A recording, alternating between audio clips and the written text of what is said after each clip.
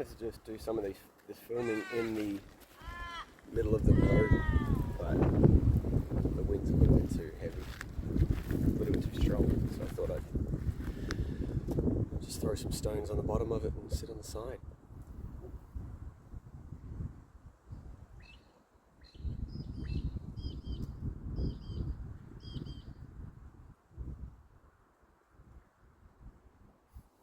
It's was it December 29th? December 29th. Yeah. Quite honestly, I'm planning on driving all the way through to Cairns today. That's the ambition anyway. I really like driving that far in one go. I know it takes a rest for me every now and then, and for Margot to take a break as well, and we take turns in driving. But yeah, I don't know. There's something nice in driving that far and turning it into a bit of a mission. There's a big part of me that thinks like, oh, we should really stop along the way and see different parts, not drive through the night. Number one, because it's easier to hit animals, of course, but you're missing out on sights and places to see. But, there's something to be said for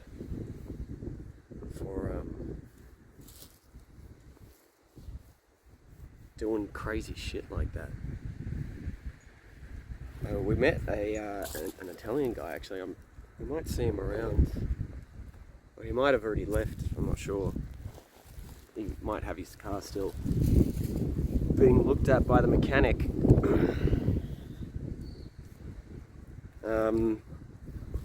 Who's driving out here in the middle of nowhere by himself, which is pretty funny. An Italian guy, is he younger than me? He's a 28-year-old Italian guy driving a Holden Commodore 2001 up the Birdsville track. I didn't realise that was... Well, first of all, I didn't know the Birdsville track was going to be dirt the entire way up. 510 kilometres of dirt road. Pretty funny. And let alone this guy doing it in a Holden Commodore. Oh, and brand new wheels though. Dude, it's not about the wheels necessarily. It's pretty amazing. I'm really impressed that he made it here actually. It's balls.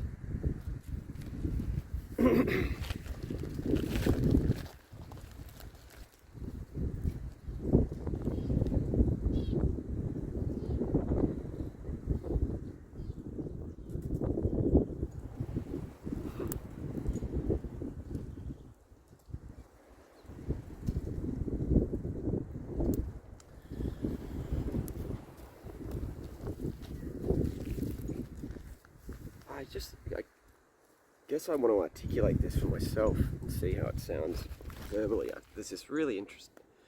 I feel like there's this interesting...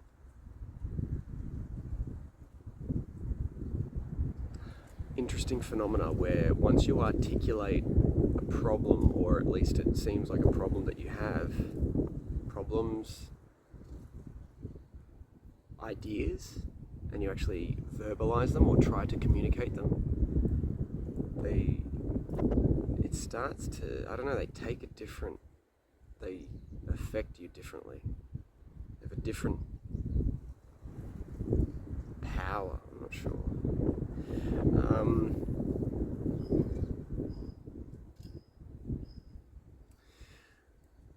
Living in Melbourne, and particularly this last few months, I felt the need to appease people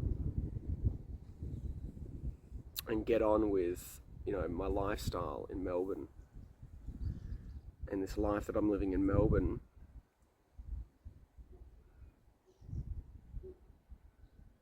but there's been this really intense growing sensation of discontent. Whether I'm just manifesting it, I'm not, I don't know why. A big part of it, waking up early, often, and early, 4:30 a.m. early, 4:40 a.m. early, to train clients at the gym, it takes a real toll on your mental, your mental well-being, definitely your physical well-being, and I think that's what it paid. Like, I feel they feed into one another, where I'm physically exhausted and need to go home and nap, which I don't really want to be doing, multiple times a week, just because it really affects the whole day. But also this, this growing sense that I'm now in a place in my life where there's no longer a university course or a routine that I belong to or that I've committed myself to over a long period, and it's now my life in front of me and my time, and I'm looking for how it can be so fulfilling to me and how I can adapt it to start to fulfill me.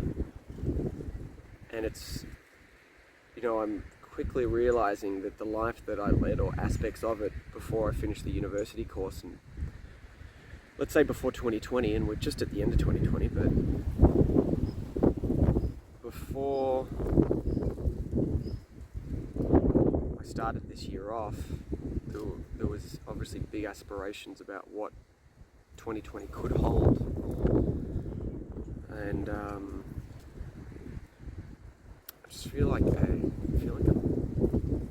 it feels like you're going backwards, which is a real just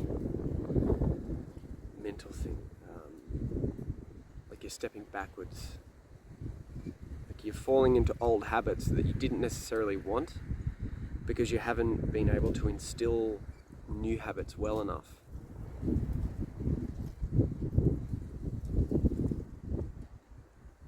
It's hard when your whole life is a network, and everyone's life is a network of interactions with strangers, with family, with friends, with routines, or with jobs, with responsibilities that you might have undertaken or you have accepted, but you begin to understand that you're seeking more out of life, and this network of life that I belong to in Melbourne carries with it a momentum, especially with the how deep the interactions run, or just how many interactions there are and responsibilities you feel to different people in different places, such as the gym, even the universities, at home with friends. It all feels like it carries with it the momentum of how it was in the past. With friends, like how I might be used to smoking cannabis with this person and playing video games with these people and exercising with these people, and you're just looking for a fresh start and clarity for that fresh start. And I mention clarity because in getting away this month through January, which surprised a few people, say, wow, you've really gone for a while.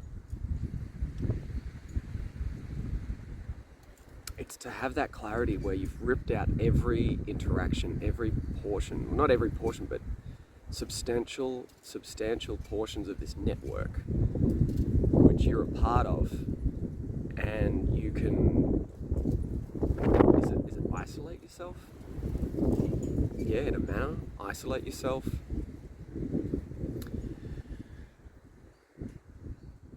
But give yourself that space to reassess priorities and principles. Principles is an interesting one to think about. And priorities.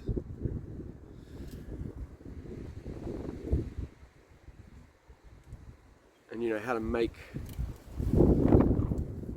to give these sensations of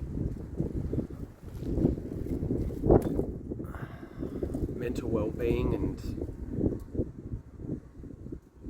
to give just a sensation of well-being, an ongoing sensation of well-being and content.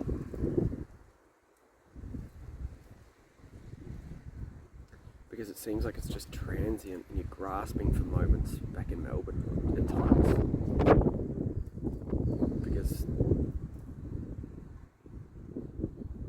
it feels like, it sounds strange, but it feels like the past, with its momentum, dictates so much of the everyday when you understand how different you could see your life changing, or how different it could be, and that you're ready to accept that change. Perhaps that's the irony of it, that I haven't been ready to accept that change.